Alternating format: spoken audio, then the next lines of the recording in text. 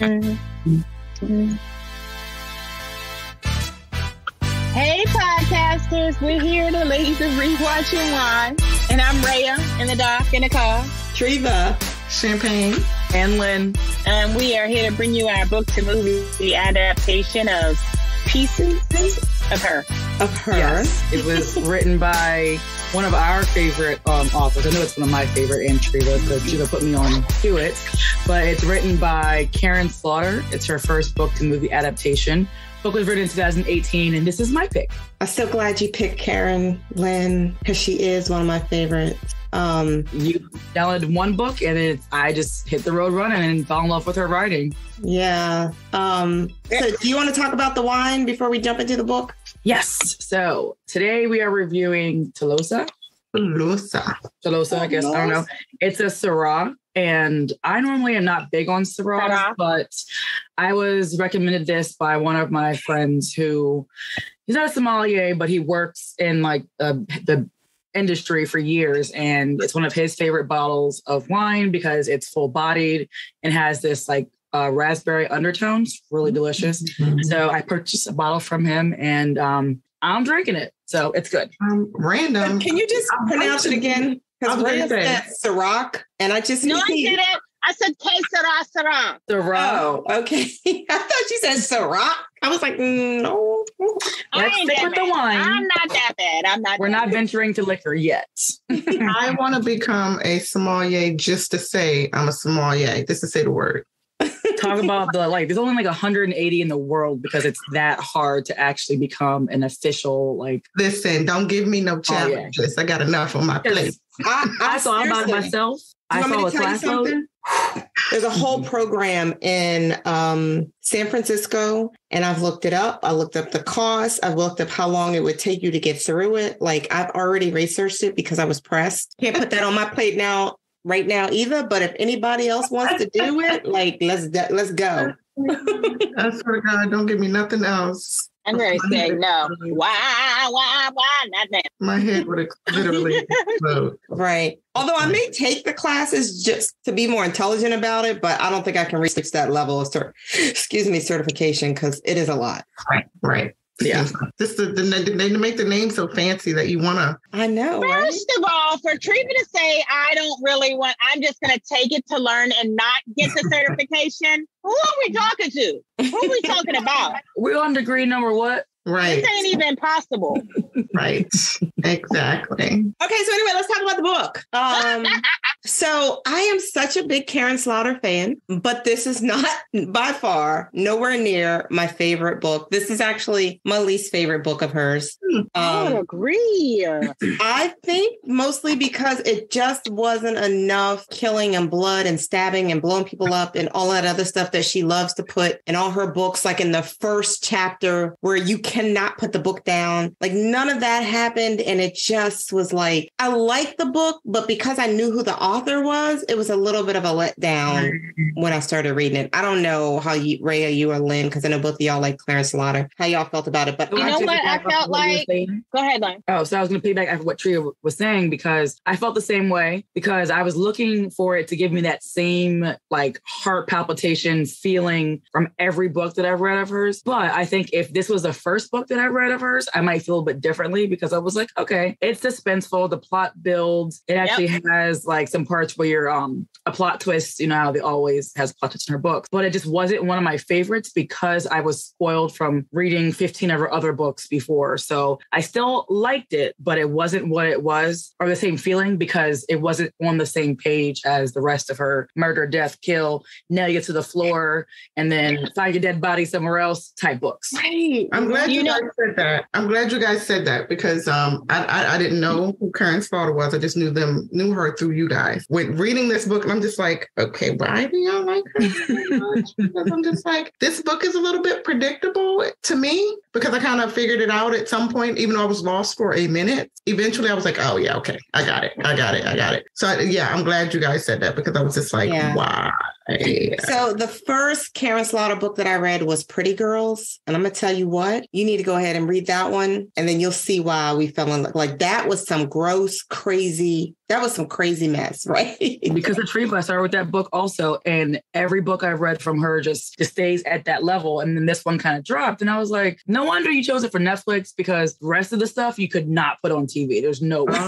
I'm still trying to figure out how they're going to put the Will Trent series up on NBC. So I don't know how that's going to work. But it makes sense that they chose this one because it probably was the easiest adaptable out of all of her books, because someone's not getting, gang raped and stabbed to the floor. And all of a sudden, like, it's not as bad as you're not ripping babies out of people's stomachs and, stuff like that. Oh, yeah, exactly. It's so good. It makes you feel like a mini serial killer, because psychopath, because you're like, oh my God, I love it. But I know. But you really do feel like you got to check yourself because you love those books so much. But yeah, this one did not make the cut for me for Karin Slaughter. I always say it says a lot about the writer too. Like, well, you think about that, and I follow her on social media, of course. Okay. She's like obsessed with her cat. The cat's coming out the walls. And she just posted this thing up on Instagram of this cat like coming out the wall. And it was like, where is the cat's bones? And I'm like, you know what, Karin? I saw it too. And I had to watch it like 4 times. I was like, where is that cat coming from? But yes, I follow her on social media, and she's like a very politically driven person. She's a philanthropist. She's loving cat lady, but like writes these books where you're like, where are you? Are you reading case files? Because you can't just make this up. Right. I agree. Anyways, back to pieces of her. I did like Ryan, it. What were you saying? You liked it? So you know how they say that when you're an author, you're like, your contract says you have to put out a certain number of books. I kind of felt like, was this like the book she had to put out? Oh, to meet an obligation? Yeah. Maybe. I don't know. But true. Yeah. I'm looking up online. It says that this book was a #1 international best-selling book. Well, that's a shocker. But I feel like, I don't know, Champagne. So you never read any Karin Slaughter and you didn't like this book? You didn't? Okay. Well, I was thinking it was okay. I think you guys hyped me up too, though. Like beforehand, because you were always talking about Karin Slaughter. So I was like, I think I still had that expectation still, though. Oh, okay. Yeah. Sorry about that. Once you read one of the other ones, you'll understand why. But I don't know if I do want to. Wasn't. Please, can you please read Pretty Girls? Just commit to reading Pretty Girls, please. Okay. Yeah, definitely start with that one. It's one of her standalone books, so you won't have to be committed to a whole series. But once you read that one, you'll completely understand why we have this mentality, because we're like, it's Karin Slaughter, but it's like PG-13 Karin Slaughter, not like the rated R that we're used to. I wouldn't even be saying PG-13. I'm more like the G version. I couldn't think of what's like under that. I was like, oh yeah, PG, whatever. That was a nice storyline. I didn't completely figure the whole thing out though. So I was still like, I think because again, we're big Karin Slaughter fans. I kept waiting for the twist, just waiting and waiting and waiting. I thought the twist was going to be a little bit bigger than what it was, because it did leave you in suspense for a while. Okay, like, who is your mother and what has she done in her life? But it was this, I don't know. It was a big letdown. Like, I thought it was going to be this big thing. And then it was just sort of like, okay, this group plotted to kill the world because her father was rich. I like the story. So I don't want to, I hope those that listen will take advantage and read the story, because it's a great story, but it's just not my Karin's life. So from the book, I kind of got this cult-like vibe from it. And I said that because I watch a lot of cult-like stuff on Netflix and documentaries and stuff, which is not sane at all. But when you work from home, it's on, and all of a sudden Jeffrey Dahmer's on your TV. But point is, I watch a lot of these cult type things. And I think with the book, what she was kind of going for was this rich 1% society, and how you're supposed to act, how you're supposed to feel, how you're supposed to fall in line. There's always one, not black sheep, but one oddball that wants to go against the grain, which was her. And her meeting this free spirit cult brainwashing guy into this 1% was kind of how easily people can be brainwashed, is kind of what I was thinking in my head. So I kind of put that behind in a back in my mind as I was reading through it, because that was kind of what the vibe I was getting. It made me enjoy the book a lot more because I was thinking about how easily people can be brainwashed. We know how people can be brainwashed by a word, a sentence, or even a feeling. So I understand that completely. And that's kind of where I was going with it. As in, like, the rich 1%, the oddball kind of comes in and destroys the family in some way. That's kind of how I was feeling about it. That makes sense. And you're right. We can definitely resonate with that considering what's going on in our politics, like the cult, like brainwashing. So that's a great way to look at it. I still didn't like it. It was predictable. Once I figured out why they kept switching from the year 86, 87, whatever it was, to 2018. I'm just like, who the heck is Jane? It took me a minute. And I'm just finally, I was like, oh, that's her mother. Okay, so she's pregnant. Okay, so now it's Andrea. Okay, got it. But yeah, it was very predictable after a certain point. And I was kind of bored after just like, okay, next. So you want to talk about the adaptation now? I sure do. Yes. You got your list? Go ahead and spearhead that one, Champagne. We'll sit back and wait for you to. You already know. Okay, so let me just say this. I get why they made the modifications and the theories as it relates to the mother, Jane's role, because in the book, it really was all about the daughter, right? And so it was sort of like, well, what's the mother doing while the daughter is doing all of this stuff, going and find all these people? And so they had to figure out a way to get her a role in there since they had this star. I mean, she's not a, B actress. So, get her some roles in that show. But I am so disappointed in so many of the changes that they made. I just don't even understand. I don't even understand why Charlie was even in the picture. Like, who the heck was he? And then I don't even understand, like, was the dad, was her dad, like, molesting her? Because in the movie, he's putting stuff in her drink. Like, I just don't even understand what was happening. But go ahead. I thought that was in the book, that he tried to molest her in the book. Maybe right. Okay. That's what I remember in the book. But in the movie, did you feel that? Because then later on, it was like he was trying to make her lose the baby. Yeah. I felt that when he was kind of like, when she was going out for that last performance and he was just like, putting her hair together and we can go out and we can start over a new life, just me and you. Do you remember that scene? He was so creepy. But they didn't flesh out that he was trying to sleep with her then. They didn't flesh that out enough for me in the movie. Like, I felt that because it did mention that in the book, but in the movie, it was just like brushed over. And I'm like, that was one of the reasons why she would hate her father, right? Right. Because he also was trying to kill a baby too. Yeah. In the book, I did notice that like there was some kind of creepy pedophile thing going on with like the father and her. I didn't take away that he was actually molesting her, but I had to take away that he was like grooming her to be who he wanted her to be, but also was passing those lines of moving her hair and kind of touching her inappropriately. And like owning her. Yeah, like he was like, that was like his doll that he was creating. So to me, it wasn't really didn't pick up on like the actual sex of the molestation. I'm not saying that's what it has limit to, but I was more kind of like taken away as this like little doll that he was creating in his image, and she had to be that, and he was sexualizing that image is kind of what I was getting. Yeah. But also he's disgustingly creepy, but that's the point. But so I'm just like, what happened to Claire the dancer who didn't die? She had Alzheimer's. Why did she have to like bang her hand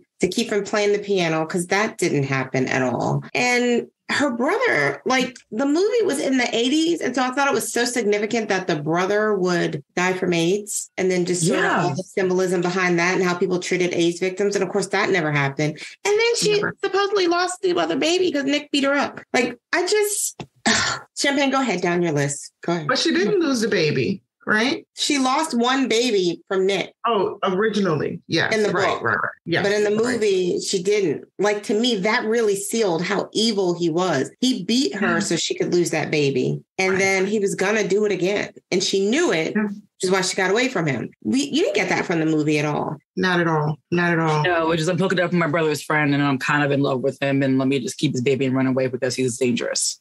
Yeah. Was kind of what the movie gave away versus what the book was like. They were really enthralled with each other. They had already been through this before, so she knew that she would get beat and the baby would die if she stayed, and that's why she left. Right. And I hate that they missed the mark on that because like domestic violence is it's an everyday thing. You hear about it, but it's not discussed as much and as much as it should be to me. And so I think like leaving that part in of how she had already been beaten and the baby died from the book was so important to me. And the fact that it wasn't in the series was kind of disappointing for me. And you would have felt that desperation of why she had to leave. Sorry, Champagne, go ahead. She made a choice for herself and the baby. But like in the movie, it was kind of like, well, I kind of always wanted to be a mom. Right. Very different. Very, very different.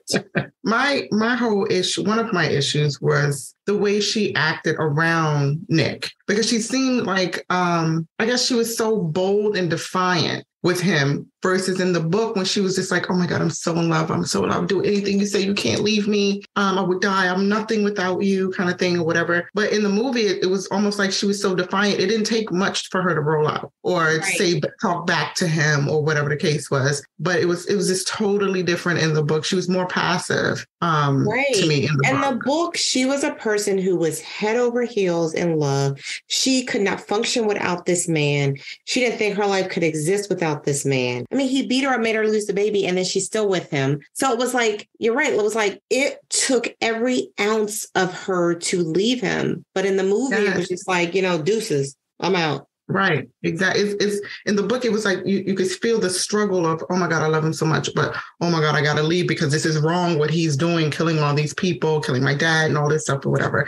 But yeah, it was a constant struggle before her to leave. And it showed that much harder how much it was that much harder for her to leave because of her love for him versus, him killing everybody, blowing up people and stuff. We've all been in like that first love situation where like we kind of ignore like those giant waving red flags because we love that person. And I feel like that's something relatable for not even just women, but men also when it comes to like that first love type situation where you have to learn how to set those boundaries. So I was looking forward to seeing that in the series just because I've been there. I know plenty of people have been there where they love that person, so they make excuses for their behavior. And then when it gets too much, they have to leave type thing. Mm-hmm. And so that's what I was looking for also was for her to touch on, or at least whoever produced it or decided to rewrite or make story changes. But I was really looking forward to that too.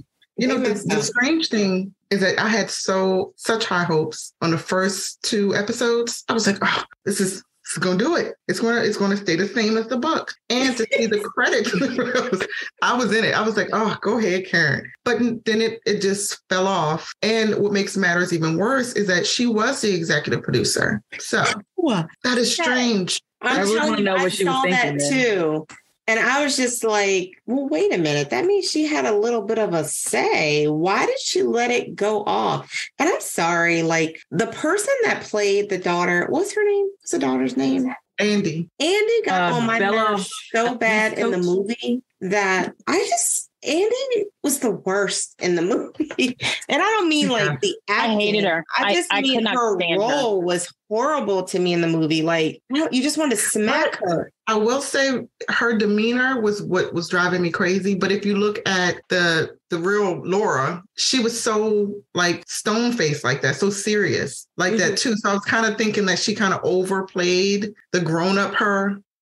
You know what I'm saying? Like, I don't know how to describe it, but you think Laura overplayed the grown-up Laura? No, the young Laura or Jane overplayed because she tried to deliver that same personality of grown-up Laura to me. Oh yeah. Like, so I liked her. I was like, really good. Andy, her daughter was the one I couldn't deal with. Andy, I couldn't. I thought you were talking about the girl that played the young Jane. The young Jane was played by Jessica Barden, and I think she did a good job because Jane was very little. I mean, when she was very little, she was like pacified and not able to like speak out. So she was so quiet and stone-faced because she had no voice in this 1% of society. So it came across very cold in the show, but I still was like, it kind of made sense because if you're a girl who's being groomed to be a certain thing and not have any rights, not have any voice, then it makes sense to be so quiet and that's true. I misunderstood. I thought you guys were talking about her, but yeah, the Andy. Oh, yeah, Andy. She's a stone cold idiot. Right there. Like, you know what? I was screaming at the television when this crazy girl first Twice I screamed at the television. First time was when she ran out of the hotel room with the cop was with her after somebody came in with the cop. They were fighting and she ran out. I'm like, do you not think he might going? Where you going? Where is you going? You know people are after you and you're like, at least take that lamp and knock him upside the head. Like, why not stay with the cop who's protecting you? Why not help the cop?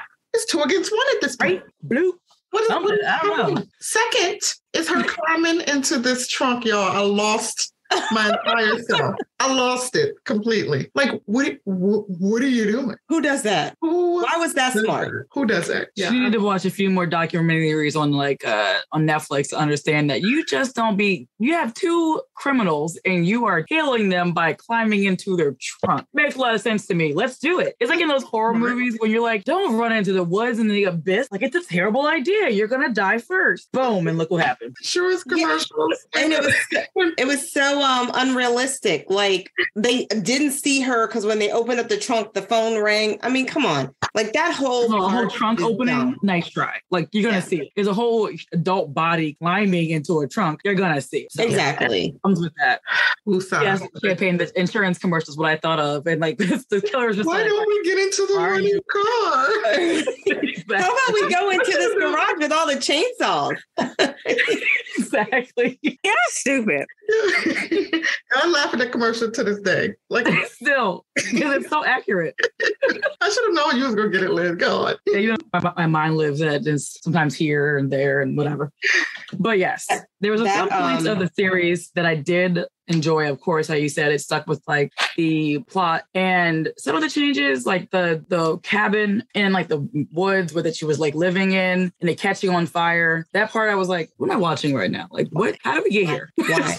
Like, Why? I just want to ask them, like, I think Karin Slaughter put so much thought and then like into the details, the small details in every other book, like whether it's like a spoken detail or an actual like the description of a scene of a house or whatever. I feel like she put so much work into her detailed descriptions that why would you allow them to produce this movie or this show like this? Right. And just sitting right there. Right. It's not you. It wasn't her. And no offense, people are like change into something different, but like you have a cult following, bruh. We want to see Karin Slaughter. Right. I agree with you. The whole even meeting the father in the woods and getting the nickel. Why? Right. Why? Like, why? Why did she need that nickel? What did it mean? I don't know. I know it had on the back of it. Only thing I saw was that it only had United and the States of America was scribbled off or something. I guess that's their way of letting us know that. What was the point of the coin in the first place? So like to me, if he would have given her $1 bill, it would have made more sense because remember in like their whole cult, all of them had like money names, and she was. I thought he was nickel. Was he Nick? Oh, was he nickel? He was nickel. Yeah, he was nickel. Oh, okay. Well, then now it makes sense. Thanks, Freya, because I was with them. I was like, I don't get the nickel. Over the hedge, right there. Yeah, lost that one. Saying it's in the book. It makes so much sense because she's so detail oriented. Where were those details in the series? Not reading the book, like would that nickel have meant anything? Because they didn't even focus on the nicknames that everyone gave. You know what I mean? Like we Probably didn't hear DB all the time in the movie. Yeah. That's true. That is a good point. Like if I didn't read the book, would have known like the significance of the nickel, I guess, or other things also? No. I don't think so. They dropped the ball. I'm so blown. I mean, like we say off this, and I know I'm kind of like pacifying the situation, but often we do say, if you just watch the series by itself without reading the book before, it is a good series. Do I think like Netflix is doing an injustice to like Karin Slaughter's legacy by making some kind of crap like that? Yes. But I think people should, of course, read the book because the book makes the show make some sense. Not all sense, because some of it I was like, what the hell's going on? But it does do it justice to actually read the book first. Yeah. Yeah. I mean, I guess, Lynn. I mean, can you just say that the way the series ended on the stupid beach was just dumb? Like, why didn't she found out about something right before the beach scene. What was it? It was something she found out. Oh, that her mom actually gave the gun to the lady. Right. So you're not going to have that conversation? I mean, did you make it a point like, oh, it's over? Is that the point y'all walking along the beach now? I'm just so confused, and I don't want to be confused. Yeah, I'm with you, man. I wasn't happy. I wasn't happy with the book from the start. But then, I mean, my goodness, if you're going to write a book that's not Karin Slaughter to me, you need to at least make that series mirror the book. And if you're not going to make it mirror the book, then you better do some cutting and stabbing like a typical Karin Slaughter book. Oh, I have some interesting, I guess, news, I should say. Yeah. Girl Forgotten is the second book in the Pieces of Her series. It's called actually Andrea Oliver. There's a part Andrea Oliver. It's that series. So book 2 just came out, I think, last year. Did you say that was good news, or you just said you had news? I said I had news. I was like, don't know if that's good. Yeah, we're gonna have to think on. Well, we won't read it unless it's made into a series or a movie, and that'll be. I started first chapter already, so I've already started reading it. But I'll let you know if it's a lot better than Pieces of Her. But I just want to let you know there is a series, and it's the Andrea Oliver series. Yeah, Vito already. Yeah, she has so many good books. I don't want to read any more Pieces of Her stuff. Well, she might get better. She might kill something because she's crazy now. So maybe. I don't know. I just think they should take like their dynamic duo on like the streets and just be like two badass bitches. Excuse my language. But yeah, I don't know. So Andy's got to stop being a little punk then, because that whole movie. Of course. She can't go backwards. She can't go backwards. She went too far. She can't go back. Right. Okay. I kind of took it like she was kind of being a little passive punk because like her mom was so protective and she was hyper aware of like, of the possibility of her being found and her marrying a guy that like actually knew the story so that he could protect them also. So I get it. So why she was so meek, but it was like the meekness is done. Yeah, people are trying to kill you. Yes. You don't run outside when the killer's in the hotel by yourself. Well, isn't the part where like her mom was being like, hog-tied and whatnot. She's like sneaking around, trying to figure out what to do. And I'm like, oh, are we an adult? I thought you were 30. Like, I don't understand what you're doing. I think that was part of the problem, that she was supposed to be so old. Yeah. No. Yeah, you lived in New York City. How did you move back to South Carolina from New York City and you don't have no kind of like common street sense? Smart. Like, what were you doing in New York City? Living in like, I don't know, Montauk or the Hamptons? What are you talking about? But I felt like in the book, she was naive and, a little punk. But the way Karin described her details, it was as if she did have this hidden street smarts that was sort of coming to life. Yeah. She was going down this road and she would do this Google and she would have her thinking about, I better not go to this site because I need to block this. And so all of that stuff, you felt like, okay, you got it in you, girl. You got it in you. But I got none of that from the movie. So can we talk about Amari? We can get to casting. Yeah. I feel like we kind of touched every point. If anything else to say, that's fine. I just feel like we touched every point on the adaptation itself. Now, who we get first? I love Amari Hardwick.